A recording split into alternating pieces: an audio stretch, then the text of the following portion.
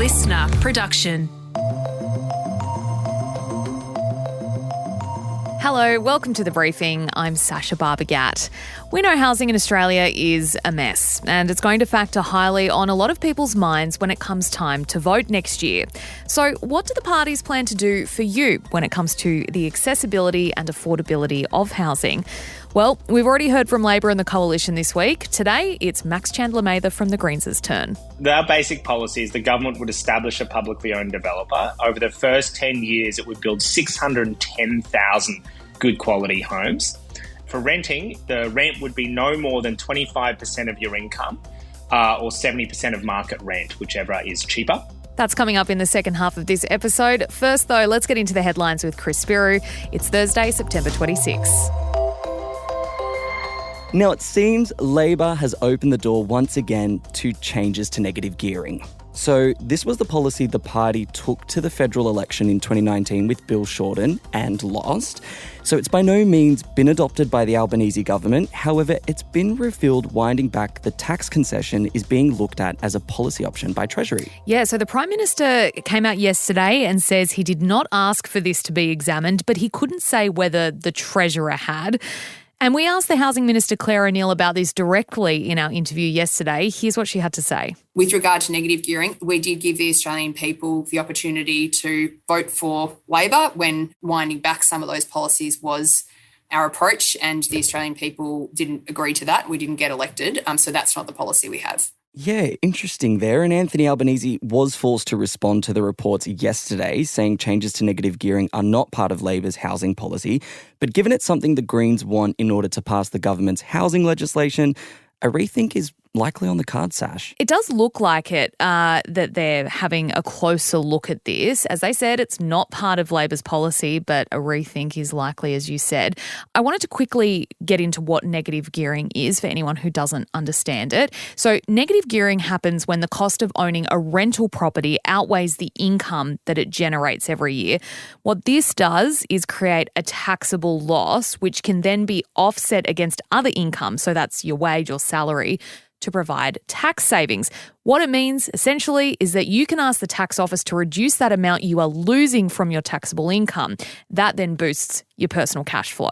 So the people who benefit the most from this policy are high-income households, according to the Australia Institute. So they've crunched the numbers. About 50% of the benefit goes to the top 20% of households.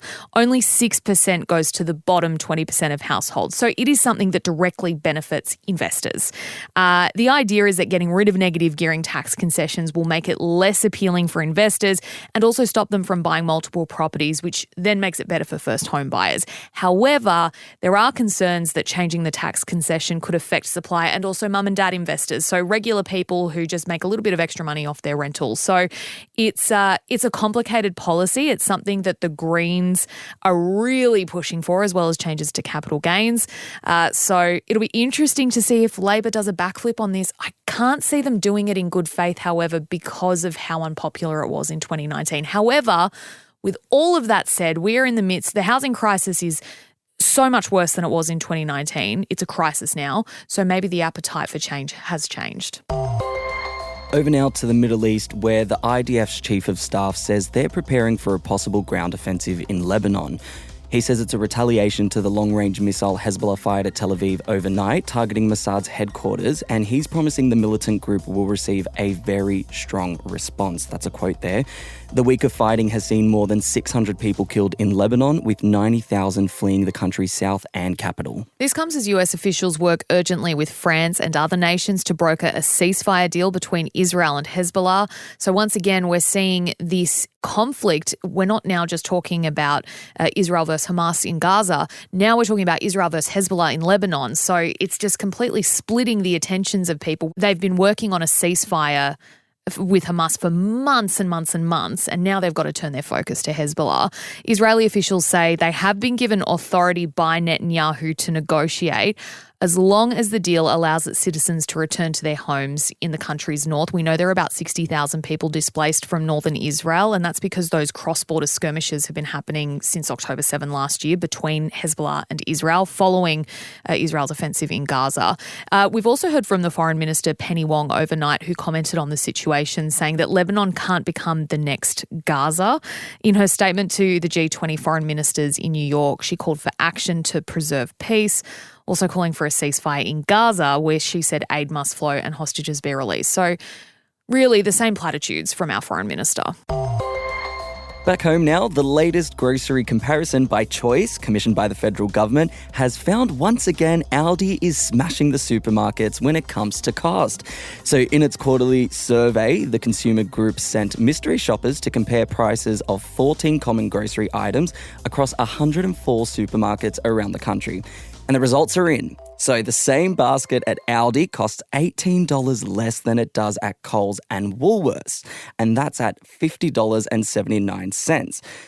Now, Sash, the moment we've all been waiting for, the difference between the two big players, Coles and Woolies. Who do you think is cheaper? Oh, I can't imagine it's a very big difference between the two. Okay, so it's not a big difference between the two. It's just $1.21. Yep. Coles is slightly more expensive at $69.91, although the gap with Woolies has widened since the first report back in March when it was 75 cents. There you go. This latest report comes hot on the heels of the ACCC's move to sue Coles and Woolies over claims they manipulated prices and made misleading claims about discounts. There you go. Yeah, not surprising, I don't think. I think everyone knows now, like it's cemented, Aldi is cheaper. And Coles and Woolies, I read their response to this latest Choice survey and they were like, oh, well, sorry, I should rephrase that. Woolworths responded, Coles didn't. And Woolworths said, we're committed to getting the best price for our customers, la, la, la, la, la. You know, it's the same thing over and over again. Go to Aldi if you want cheaper groceries, because the shopping list was all your basics. So it was like apples, mince, butter, frozen peas, Wheat Bix, a block of cheese. So all just your stock standard stuff that most people would chuck in their fridge once a week. It's really been a terrible couple of years for the supermarkets. But it's worth noting, of course, it's not for their bottom dollar because both Coles and Woolworths have posted profits over $1 billion. And two Aussie suburbs have made a ranking of the top 10 coolest in the world. We're the only country to claim 2 spots on Time Out's list, which singles out local neighbourhoods worth visiting thanks to their culture, community spirit, nightlife, food and drink. So without further ado, Sydney's Chippendale in the inner west came in 7th and Windsor in inner city Melbourne rounded out the list at 10th. All right, now I've got some pronunciations to do, so apologies if I butcher these. Notre Dame du Mont in Marseille in France was number 1. Mers Sultan in Casablanca, Morocco came in 2nd, and Bali's Pererenin was 3rd. Apologies again if I butchered any of those pronunciations. So the idea behind this list is, you know, Chris, you're a big Euro boy. You love going to Europe. I do. I went last year and, you know, I ticked off all the big cities and that's what I've been to Europe twice. I've done all the big cities. Haven't really gone off the grid. And all you notice these days when you travel is just the crowds. And you're part of the crowds. You're a tourist. You're adding to it. I'm adding to it. I'm not saying tourists suck, but you do sometimes want to see the real heart of a city. And when I think of like we're in Sydney, I've been to Chippendale. It's a great little suburb. And I think that, you know, it's the heart and soul of a city. Like if you go to the CBD, that's not Sydney. It's a glossy version of Sydney. Yeah, true. You go somewhere like Chippendale, you're meeting the local cafe owners, you're seeing what people do when they're hanging out, just going day to day. Where we stayed, when I went to Berlin, we stayed at a small neighbourhood and it was really, really cool to see real Berlin. It felt like you were getting more of a taste of where you go. So I think these lists are really cool and highlight great places you should add to your list when you travel. And I mean, look, if you plan on adding Chippendale to your list, if for all of those non-Sydney-siders listening to the briefing, just set your expectations a little lower. Like, it's not an incredible place to be. It's very basic suburbia. I disagree. No. It's the inner city. It's cool. It's trendy. There's great cafes. There's great restaurants. There's interesting people. Like, that's the whole point. You're not going for a glossy experience. You're going to see the real Sydney. And that's part of the real Sydney. Just like I'd recommend going somewhere like Cabramatta for amazing Vietnamese food. Yeah, like, true. Do you know what I mean? You've got to get out of the main drag and go see something different. All right, we've set you a little challenge there, briefers. Feel free to hop into our DMs. You can DM Sash directly if you visited Chippendale and enjoyed it. Or hit me up with any cool little suburbs. I think it's really cool. We should spend more time in suburbs, I reckon. All right, Chris, that's enough. Thank you so much for being here for the headlines. Next up, we're doing our final deep dive into housing in Australia, and we're chatting with the Greens today.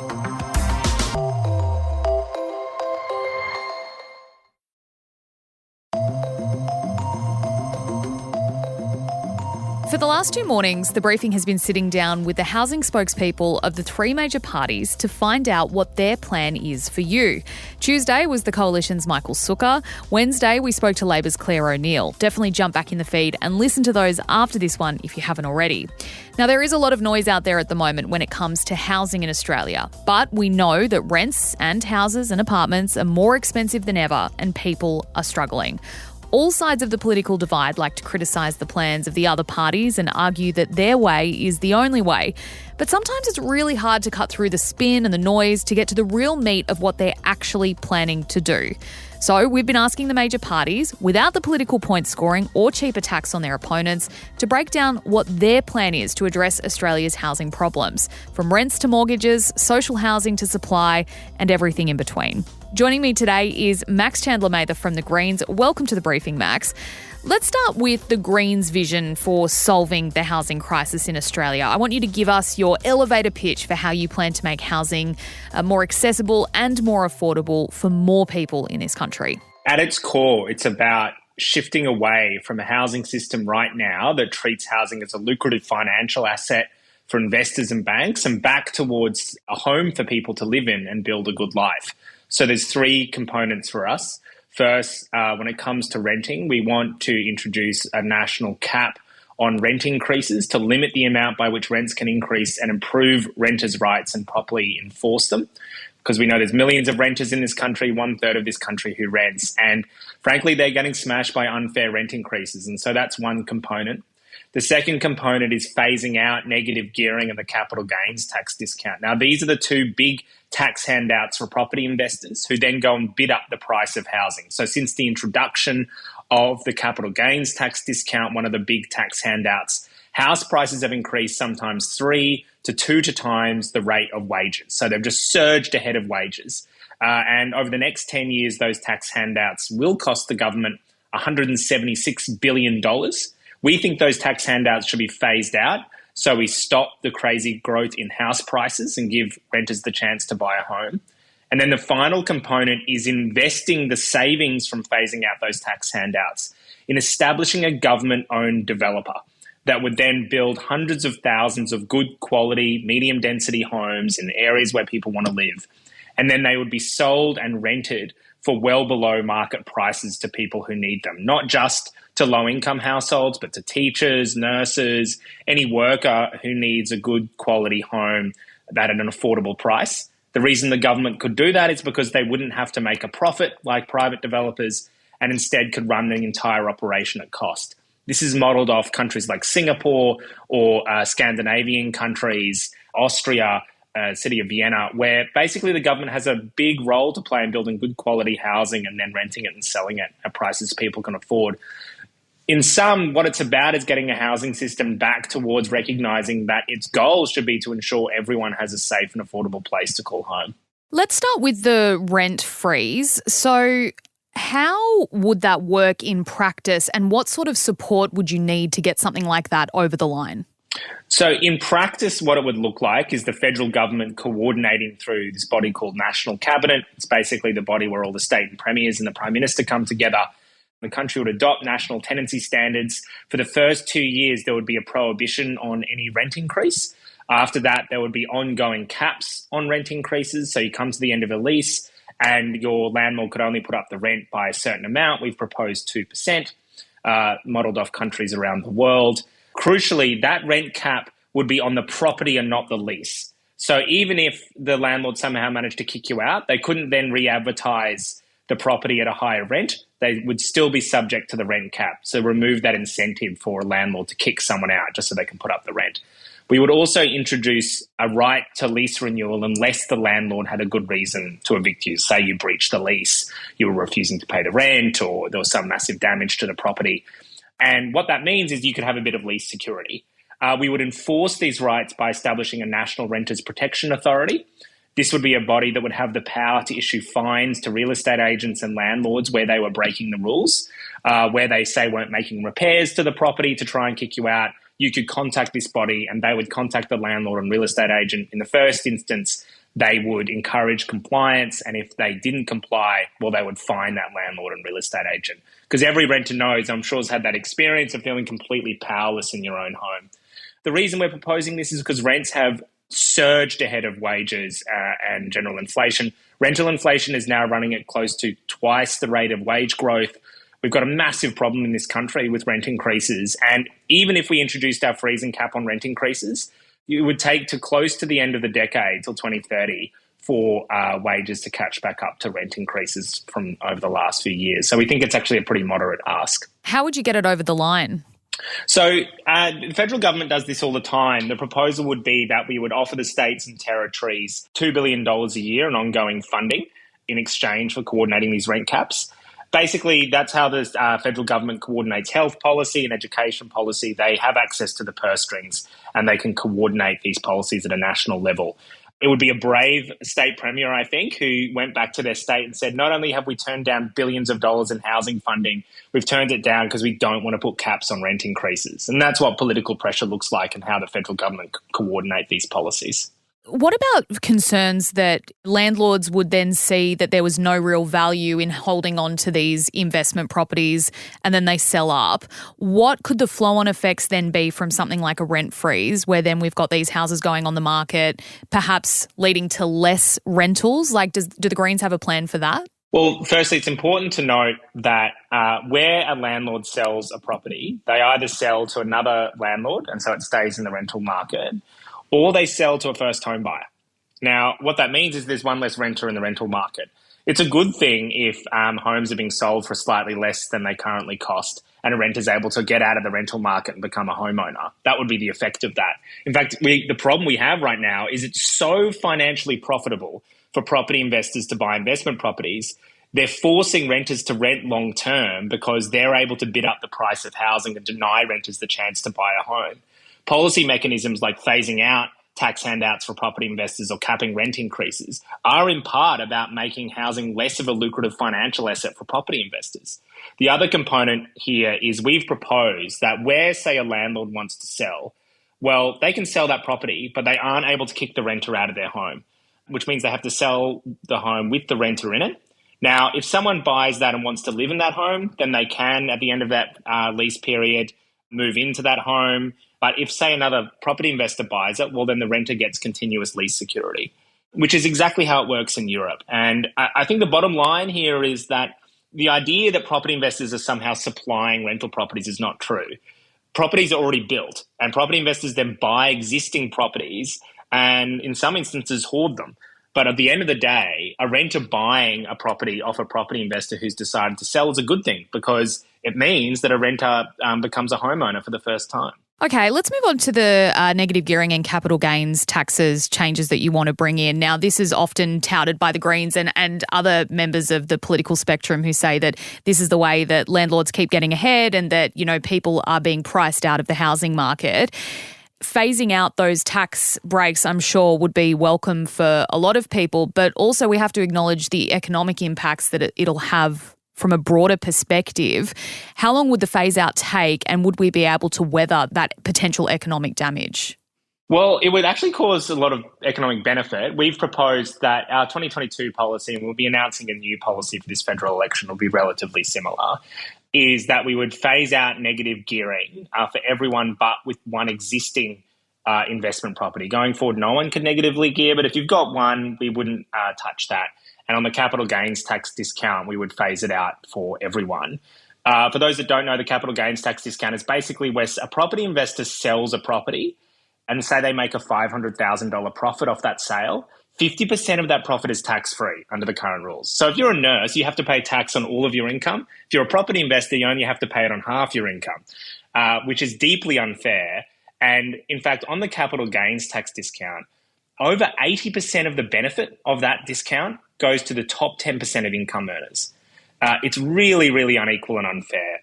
The net benefit of this would be we would put downward pressure on house prices. So house prices would stop increasing at the crazy rate that they are right now.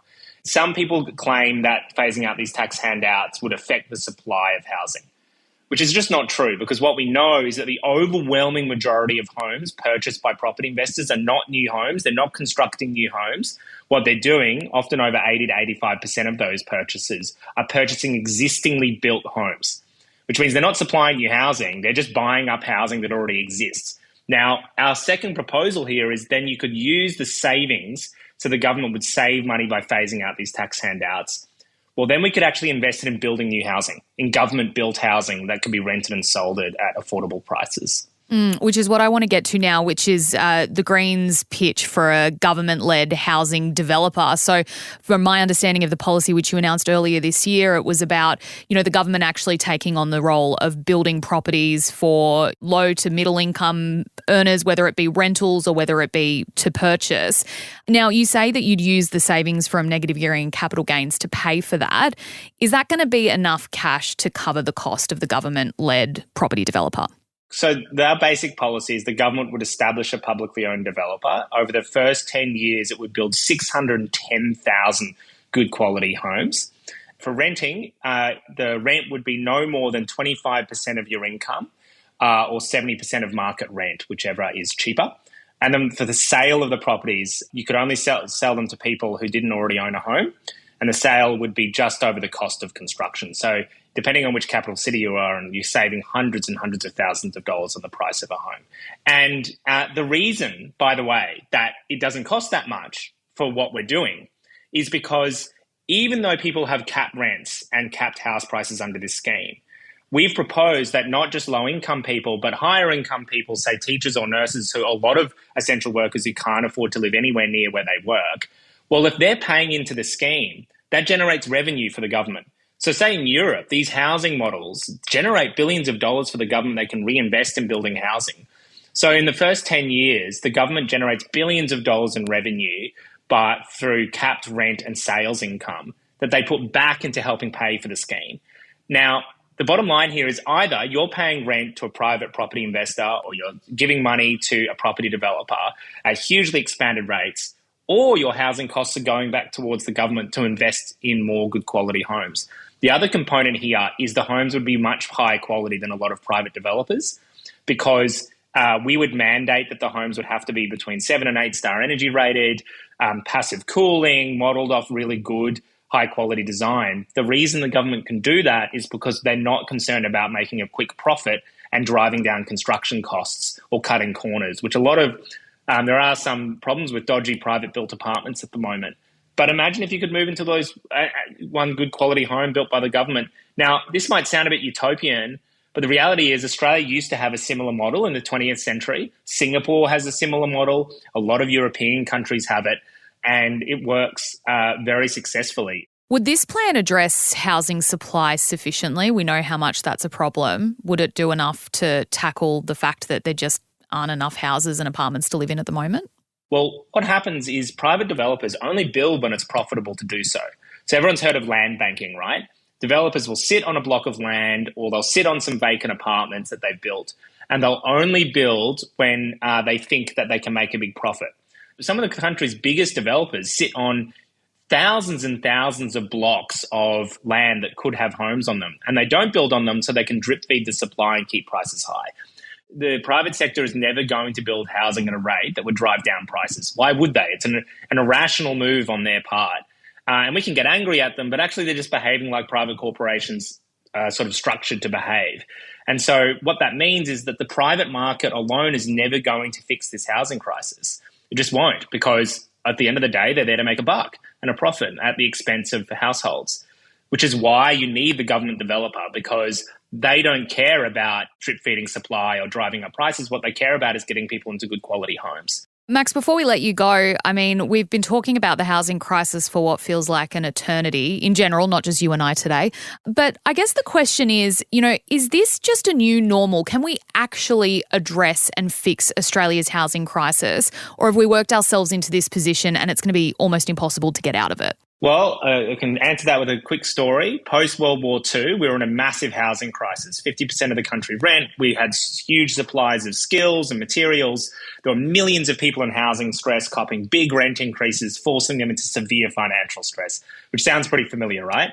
And the way the federal government responded back then was a mass build of government-built housing made available to essential workers. There were national rent caps, and we didn't have the same lucrative financial tax handouts for property investors. So they responded in the same way we're proposing to respond now. And we saw a massive increase in home ownership in Australia. In fact, the biggest increase in home ownership in Australia's history occurred in the 20 to 30 years after those policy solutions, which were national rent caps at first, a mass build of government-built housing, good quality, rented and sold at prices people could afford, and we didn't have all the big tax handouts for property investors, especially the capital gains tax discount. The big question is, can we overcome the power of the real estate lobby, of the banking lobby, of property developers who together wield awesome amounts of power, awesome in a neutral, bad sense. And the way to push back against that is recognising that the millions of renters and mortgage holders across this country share a collective material interest in overcoming their power and forcing the government to adopt housing solutions that benefit them at the expense of banks and property developers. Max Chandler-Mather, thank you so much for your time today and for stepping out the Greens policy. We're drawing ever closer to the federal election, so I'm sure we'll be hearing more and more about it. Thanks, Sasha. That was Max Chandler-Mather from The Greens speaking with me there. And that is it for this episode of The Briefing. Thanks so much for listening. It's also the last episode from our 3-part series with the major political parties talking about housing. Now, if you did like those episodes or you think someone might be interested to hear it, we'd love it if you could share it with them. It might be someone you know who is unsure of their housing future or wants to know what policies are being proposed to fix it. Sharing our EPs as well as following and subscribing to the feed are a huge help and they allow us to keep bringing you more of what we do. Of course, you can check us out on TikTok and YouTube as well. Search Listener Newsroom. We're also on Instagram at The Briefing Podcast. And we'll be back in your feed with another ep this afternoon from 3. I'm Sasha Barbagat. See you next time.